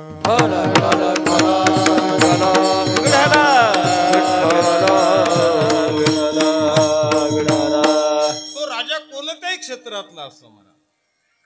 एखादी असणारी ग्रामपंचायत असेल अथवा प्रधानमंत्री असेल, तो त्या क्षेत्राचा कोण असतो?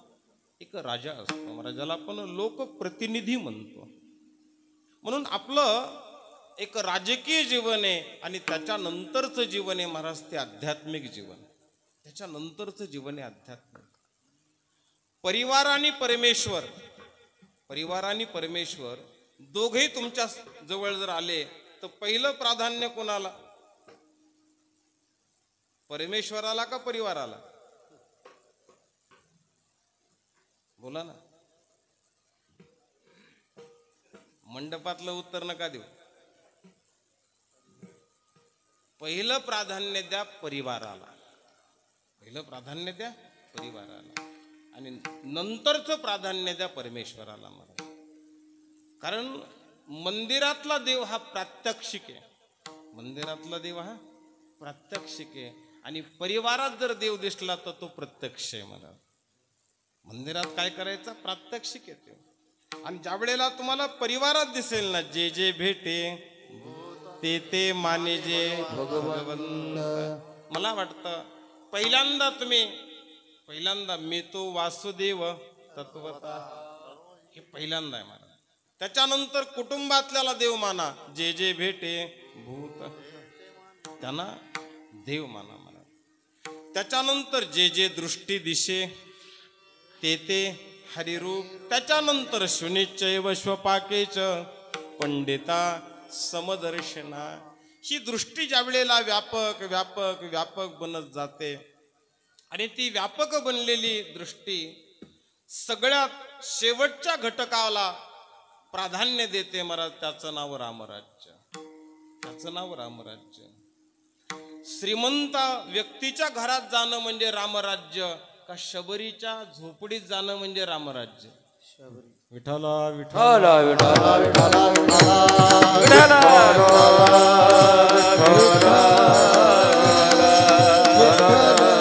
रामराज्यातल्या गुणाचा संग्रह करा आणि ते गुणाचा संग्रह केला ना तर लक्षात ठेवा दोनच गोष्टी आपल्या पुढे मांडतो मी. काय उने आम्हाशी. संसार म्हटलं की बेरीज का संसार म्हणजे वजावाकी? संसार म्हणजे काय? बेरीज. आणि परमार्थ म्हणजे बरं वजावाकी. आता इकडं नाही, मी उत्तर एक कधीच विचारित नाही. मी इकडून नेलं की तिकडं नेतो, तिकडून नेलं की इकडं आणतो. दुसरीकडे जाणंच नको आपल्याला. संसार म्हणजे बेरीज नाही महाराज, संसार म्हणजे वजाबाकी. चला, जमा करणं म्हणजे संसार का संपवणं म्हणजे संसार?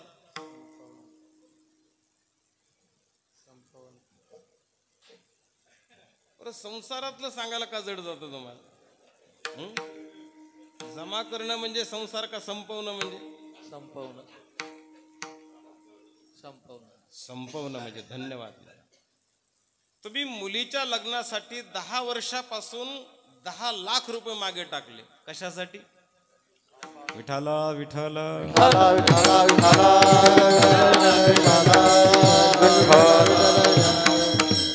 संपवणे म्हणजे संसार महाराज. आपल्या डोक्यात असा भ्रम तयार झालाय की जमा करणं म्हणजे हा डोक्यातला काढून टाका. सकाळी प्यायला भरलेलं पाणी कशासाठी? संपवण्यासाठी. संसार म्हणजे संपवणे आणि परमार्थ म्हणजे जमवणे. आम्ही काय करायला लागलो महाराज? शेजाऱ्यानं आमची केलेली निंदा किंवा एखाद्या मनुष्यानं आपल्याला अपशब्दानं निर्भत्सनेनं काही शब्दाचं केलेलं विश्लेषण म्हणा, भाषण म्हणा, बोलणं म्हणा, हे जमा केलं का संपवलं? काय केलं? जमा केलं. 2 तास ऐकलेलं कीर्तन संपलं. मना लगेच संपवलं. विठ्ठल विठ्ठल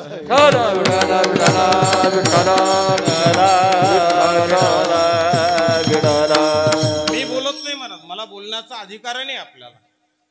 ज्ञानोबाराचे शब्द आपल्या पुढे मांडेल.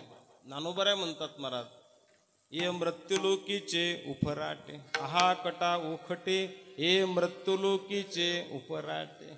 अरे इथलं सगळं उलट आहे महाराज. जे संपवायला पाहिजे आम्ही ते जमा करायला लागलो, आणि ज्याला जमा करायला पाहिजे ते आपण संपवायला लागलो. थोडं कळायला थोडं वेगळं वाटेल महाराज, कळायला वेगळं वाटेल. संसारामध्ये एक संपवता आलं पाहिजे आणि एक जमवता आलं पाहिजे महाराज. फक्त त्याच्यासाठी तुकोबारायांचा आधार घ्यावा लागेल बरं.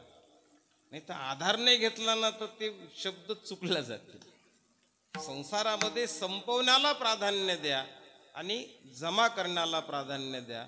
संसारामध्ये पैसा संपवण्याला प्राधान्य द्यायचं का जमा करायला?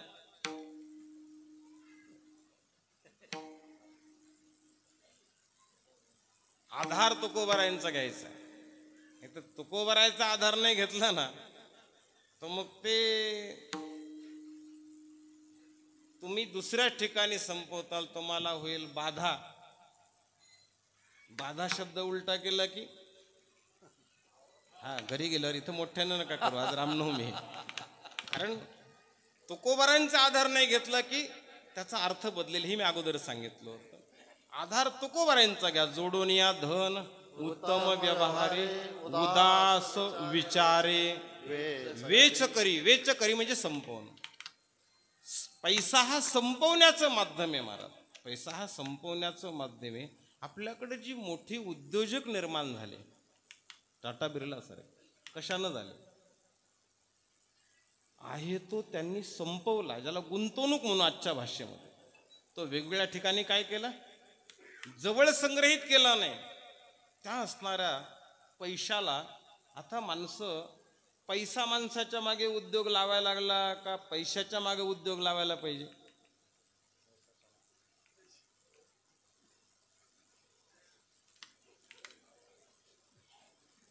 महाराज पैशाच्या मागे उद्योग लावून द्या ना. हा, त्याच्या मागे उद्योग लावून दिला की तुमच्या जवळचा संपलेला दिसेल, पण तो संपलेला नाही महाराज. तो काय झाला, वाढला. कारण तो योग्य ठिकाणी गेला. तुम्ही त्याचा फक्त संग्रहच केला ना तर महाराज तो नुसता संग्रहाला कारण ठरत नाही, तो अनेक गोष्टीला कारण ठरतो. तो अधिक वाढला, लोभ वाढतो. तुमच्याकडं खूपच अधिक झाला तर अहंकार तयार होतो, माझ्या इतका कोणाकडंच नाही. या सगळ्या गोष्टी जर त्यानं वाढत गेल्या तर त्याचे परिणाम हे दुष्परिणाम होतात. म्हणून मला आपल्या पुढं मांडायचंय की एकाला संपवत चला आणि एकाला वाढवत चला. वाढवायचंय त्याचं नाव पुण्य. तिळे तिळे पुण्य साचा पुढे. कारण पैसा, त्या पैशाला सीमारेषा आहे महाराज. त्या पैशाला सीमा आहे. पैशाला प्रवास कुठपर्यंत करता येतो? नाही. पैशाला आमच्याकडची भाषा सांगतो, पद्धती बदल असतो प्रत्येक ठिकाणी. आमच्याकडं पैशाला प्रवास करता येतो 20व्या जागेपर्यंत. त्याच्या पदरात बांधलेला पैसा काय करतात, तिथंच सोडून घेतात. तुमच्याकडे कसं आहे तेच आहे ना. हा, मग पैशाचा प्रवास 20व्या जागेपर्यंत, स्मशानभूमीपर्यंत सुद्धा नाही महाराज. नंतरचा तर सोडाच.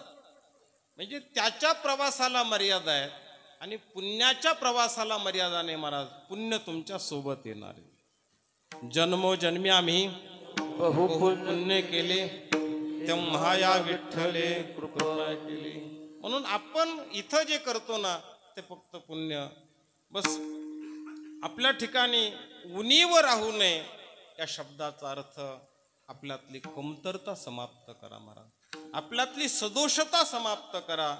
आणि ज्या वेळेला ती सदोषता समाप्त होते ना खऱ्या साधकाचं लक्षण जर पाहिलं ना अंतरंगामध्ये, ज्याला पुण्य दिसतं त्याला साधक म्हणावं का ज्याला पाप दिसतं त्याला साधक म्हणावं?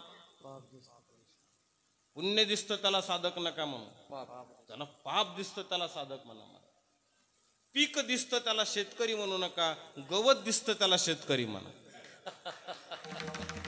पीक तर येणारा जाणारा दिसत होतं. तुम्हाला जे दिसतंय, अर्जुन अर्जुन का, अर्जुन अर्जुन का, अर्जुनाला काय दिसलं? पाप दिसलं मला. आचार्यान मातुलान भ्रातरान पुत्रान पौत्रान सखींस्तता, ही सगळी माझी आहे. आणि या सगळ्यांना मी जर नष्ट केलं, कुलग्नानाम कुलश्च काय होईल? पतंती पितरो हेशाम लुप्त पिंडोदक क्रिया, ही सगळी असणारी श्रंखला तुटून जाईल. पण अर्जुनाला दिसलं ते पाप. महाराज आज परिस्थिती अशी झाली, मी क्षमा मागून बोलेल आपली, आज आपली परिस्थिती अशी झाली महाराज, आपल्याला फक्त पुण्य दिसू लागलं. महाराज पुण्य कदाचित नाही दिसलं तरी चालेल, फक्त सतत पापाचं निरीक्षण करत चला, पापाचं निरीक्षण करत चला. आपण संसारातले चतुर आहेत, संसारातले चतुर आहेत, पण नाविलाजानं मी आपल्या पुढे बोलेल महाराज, आपण परमार्थात चतुर नाहीत महाराज. संसारात चतुर आहेत आपण. साधा माठही आपल्याला खरेदी करायचा असेल, उन्हाळ्याचे दिवस येतात, साधा माठही खरेदी करायचा असेल तर आपण चांगला पाहून घेतो का खराब पाहून घेतो? हा नाही ना, खराब पाहून घेता मग चांगला हातात येतो. विठाला विठाला विठाला विठाला विठाला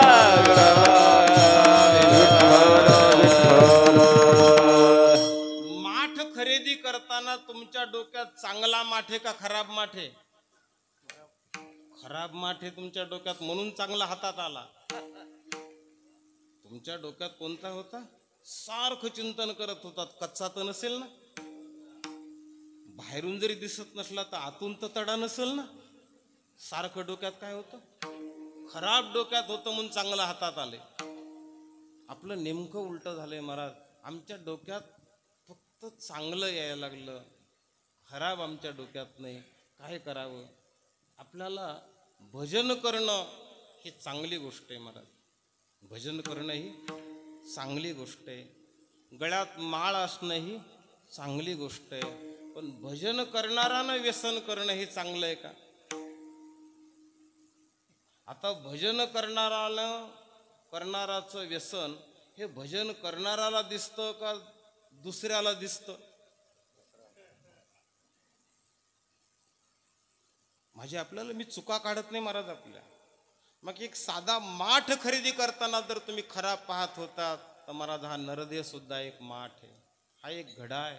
याच्यामध्ये आम्हाला एक संग्रह करायचा आहे आणि अशा गोष्टीचा संग्रह करायचा आहे की जे संत विचाराचं पाणी जर याच्यामध्ये भरलं ना तर आपण आतून शीतल होणार आहेत महाराज, आतून शीतल होणार.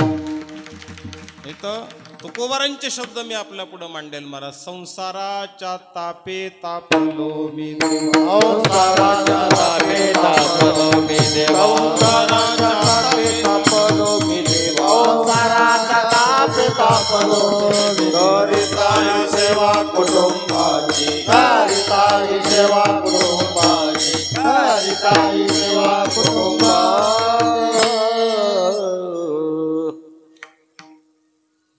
जगद्गुरु तुकोबारा म्हणतात महाराज, आमच्या जीवनातली सदोषता संपली. काय उने आम्हाशी, माणसाला अधिक लागत नाही महाराज, अधिक लागत नाही. त्याच्या अपेक्षेला अधिक लागत असतं. संसार कमी करायचा नाही महाराज, तो प्रारब्धानं होत असतो. त्या पैठणला चक्रांकित महाराज त्यांचा आजही वाडाय मठ आहे ना. आज ते अतिशय श्रीमंत होते, खूपच श्रीमंती होती त्यांच्याकडं, खूपच वैभव होत. पण इतके विरक्त होते महाराज, इतके विरक्त होते की त्या वैभवाचं कधीच त्यांना काही वाटत नव्हतं. खूप विरक्ती होती. आणि ते सुंदर कवी होते महाराज, पण त्या कवित्वाची आसक्ती नव्हती, हे विशेष. आज आपण ज्या वेळेला कवित्व करतो ना, ते कुठंतरी प्रकाशित व्हावं ही अपेक्षा आहे, पण त्यांना त्याची अपेक्षा नव्हती, एवढे विरक्त होते.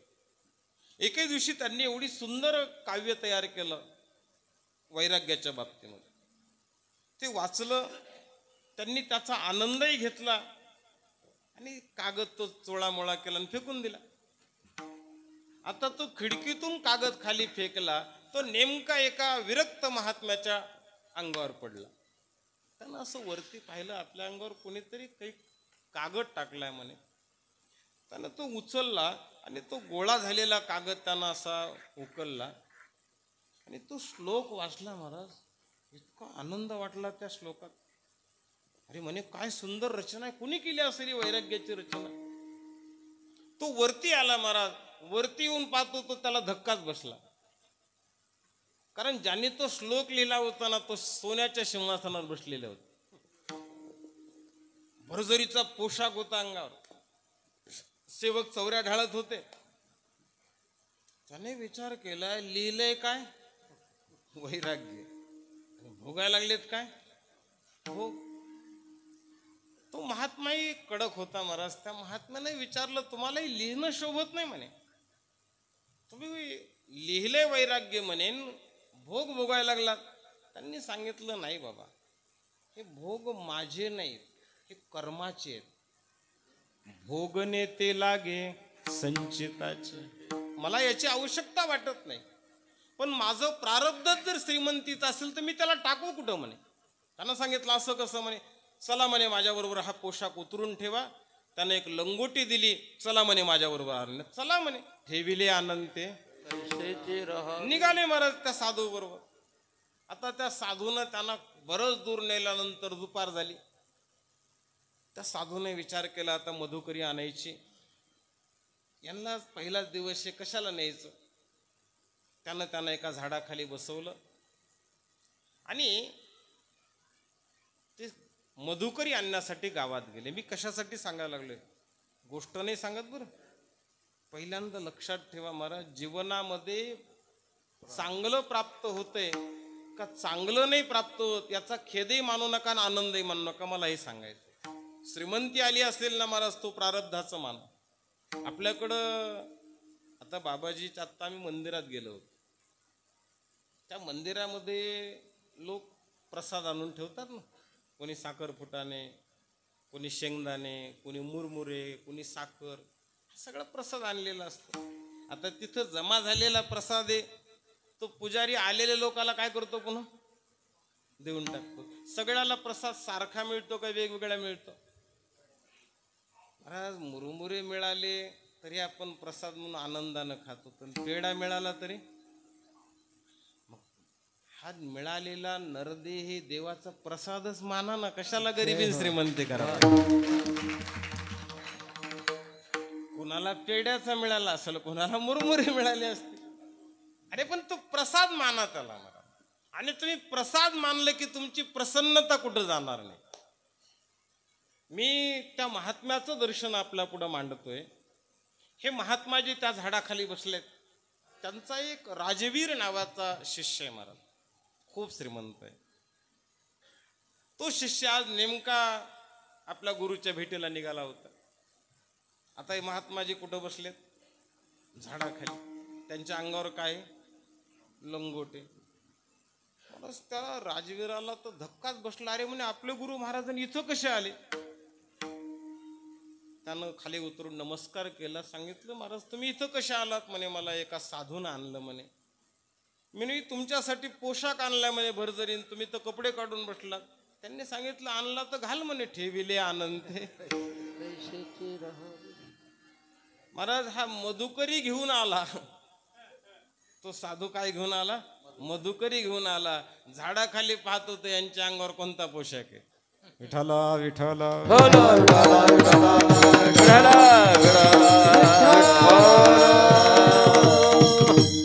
तुम्ही काय करताय महत्वाचं नाही.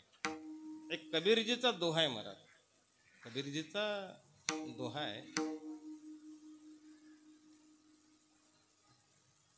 दलिंदर निकला समिंदर को, दलिंदर निकला समिंदर को, नशीब निकला साथ. नशीब कुठं चालले? त्याच्यासोबत. नशीब त्याच्यासोबत आहे मला. त्यानं काय केलं? मोतियों के लिए डुबकी लगाई. समुद्रात डुबकी मारली. कशासाठी? मोती मिळण्यासाठी त्यानं डुबकी मारली. महाराज काय झालं? शंख लगे हात. कारण तो दलिंदर होता. त्याच्यासोबत काय आले? आता दुसरं ऐका कबीराचं उदाहरण. सिकंदर निकला टट्टी को. महाराज एक श्रीमंत माणूस आहे. कबीरजीचा दो आहे महाराज. सिकंदर निकला टट्टी को. टट्टी म्हणजे बहिर दिशेला संडासला चालला. सिकंदर निकला टट्टी को. तो ज्या वेळेला शौच विधीला चाललाय महाराज, तो काय झालं महाराज? नशीब निकला साथ. याच्याही नशीब कुठं आले? सोबतच आले. त्याच्याही नशीब कुठं आले? सोबत आले. यानं काय केलं? बहिर दिशेसाठी त्याला पाणी पाहिजे होतं. पाणी के लिए लोटा बुडाया, पाणी के लिए लोटा डुबाया, मोती लगे हाथ. अरे तुम्ही त्याच्यासाठी या गोष्टीचं चिंतन करू नका. फक्त एकच करा, आपल्या जीवनामध्ये मला माझ्यापुरतं रामराज्य आणता आलं पाहिजे. आणि ते करायचं असेल ना तर काय करावं लागेल महाराज? तुम्ही प्रपंचात जे जे करताना ते करताना त्याचं स्मरण करा. अभंगाचं दुसरं. राम वेळो वेळा आम्ही गाऊ, राम वेळो वेळा आम्ही गाऊ, राम वेळो वेळा आम्ही गाऊ, राम वेळो वेळा आम्ही गाऊ, राम वेळो वेळा आम्ही गाऊ, राम वेळो गाऊ, राम वेळो वेळा आम्ही गाऊ, राम वेळो वेळा आम्ही गाऊ. ललिता कांडिता जेविता जे बाई जे ललिता कांडिता जेविता जे बाई जे राम वेळो आम्ही गाऊ, राम वेळो आम्ही गाऊ, ललिता कांडिता जेविता ललिता कांडिता जेविता राम वेळो वेळा आम्ही गाऊ, राम वेळो वेळा आम्ही गाऊ.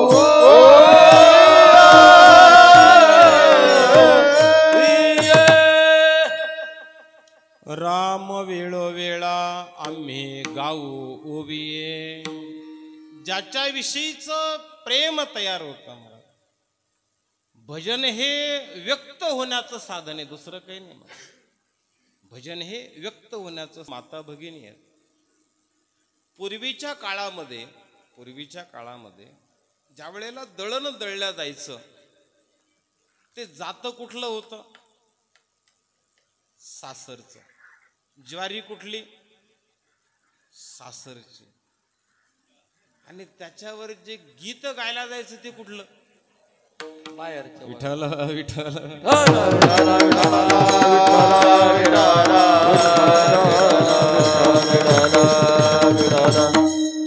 महाराज कधी सासरच्या माणसानं आक्षेप घेतला होता का? नव्हता घेतला. हा, कारण प्रेम नाही सांगता बोलता महाराज हे व्यक्त व्हावं लागतं. आणि त्या वृत्तीमध्ये तुम्हाला त्याची आवड तयार झाली की ते व्यक्त होतं. ते आपोआप व्यक्त होत. राम वेळोवेळा आम्ही गाऊ ओविये. खरंच आपल्याकडं कीर्तनाला सुरुवात कुठून होते? मला श्रोत्याला विचारायचं, कीर्तनाला सुरुवात कुठून होते? कीर्तनाला सुरुवात होते महाराज रामकृष्ण हरी. ते बाहेरचे म्हणतात आत्ताशी काय झालंय.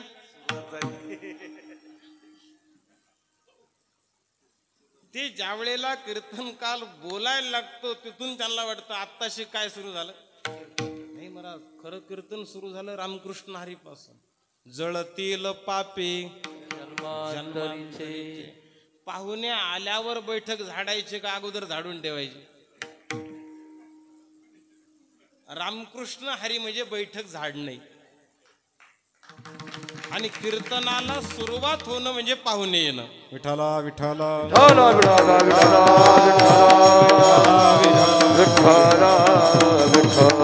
हे पुन्हा पुन्हा राम वेळोवेळा आम्ही गाऊ ओवी. त्या ओव्यानं गाऊ, पुन्हा पुन्हा गाऊ. कधी गाऊ. दळिता कांडिता जेविता गे बाई. सातत्य. साधनेमध्ये ज्या वेळेला सातत्य येतं त्यावेळेला त्या साधनेचे परिणाम तयार होतात महाराज. आणि एकदा साधना ही परिणामापर्यंत गेली की घेऊन जाते. म्हणून त्या असणारा साधनेचे होणारे परिणाम. आपल्याकडं 10 मिनिटाची वेळ शिल्लक राहिलेली. पूज्य महाराजांनी मला जी वेळ दिली होती मी त्या वेळेचं उल्लंघन करणार नाही. म्हणून ही जी असणारी स्थिती तयार झाली की प्रपंचामध्ये माणसाचा स्वाभाविक इच्छा काय महाराज. प्रत्येकाची स्वाभाविक इच्छा आहे मला सुख मिळावं ही इच्छा आहे का दुःख होऊ नये ही इच्छा आहे.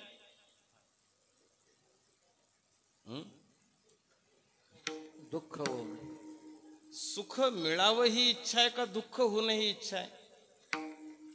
श्रीमंती का शुगर. महाराज श्रीमंती हे सुख आहे आणि घरात सगळे पक्वान्न करून झालेली काय. म्हणजे आपल्याला सुख अपेक्षा आहे पण सुखाची अपेक्षा करताना आपण दुःख बाजूला करण्याचा प्रयत्न केला नाही. जगद्गुरु तुकोबारा म्हणतात महाराज आम्ही कल्पनेतलं दुःख नाही आपलं वास्तवातलं दुःख नाही म्हणत. आम्ही स्वप्नातही दुःख नको. अभंगाचं 3रं चरण. स्वप्नी दुःख कोणी न देखे डोळा. स्वप्नी दुःख कोणी न देखे डोळा.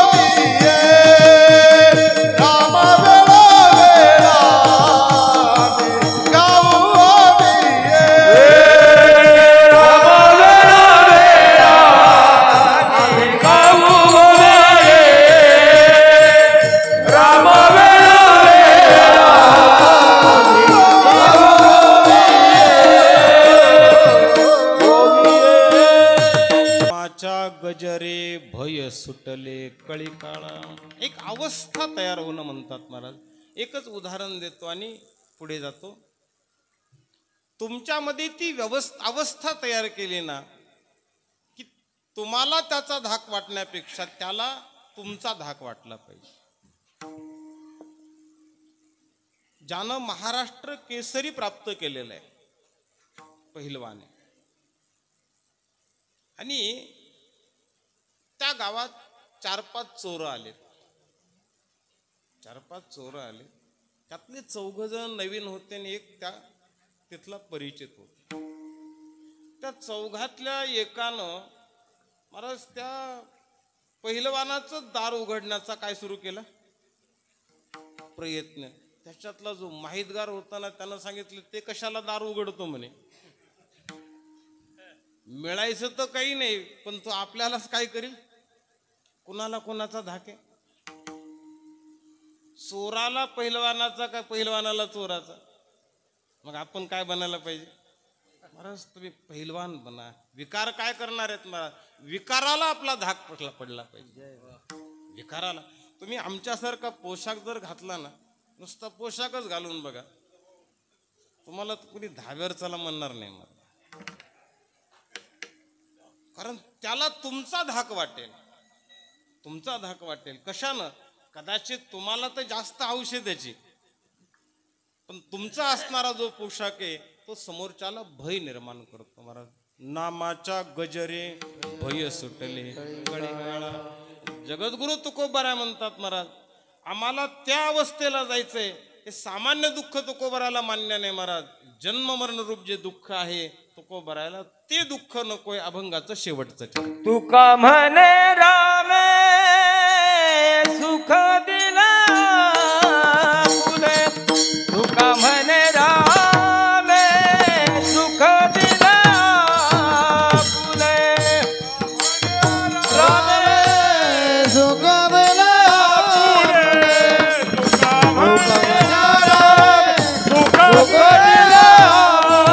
दया गर्भवास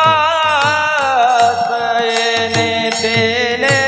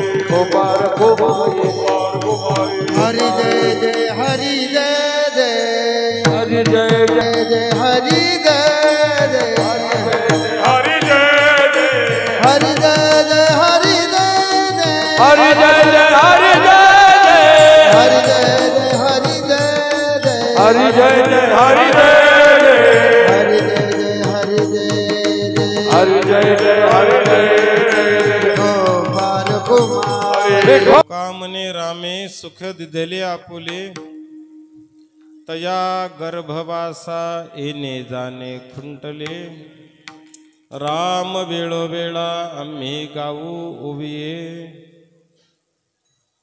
जगद्गुरु तुकोबाराय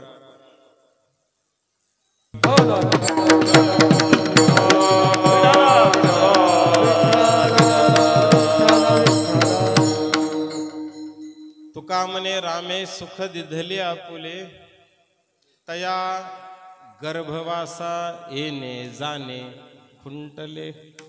मानवी जीवनातलं सगळ्यात मोठं दुःख कोणतं आहे मला? जन्म दुःख, जाया दुःख, जाया दुःख, जन्म दुःख. ह्या सगळ्या दुःखाचं जर पटलं ना, ही जन्म दुःख, जरा दुःख, जाया दुःख, पुन्हा पुन्हा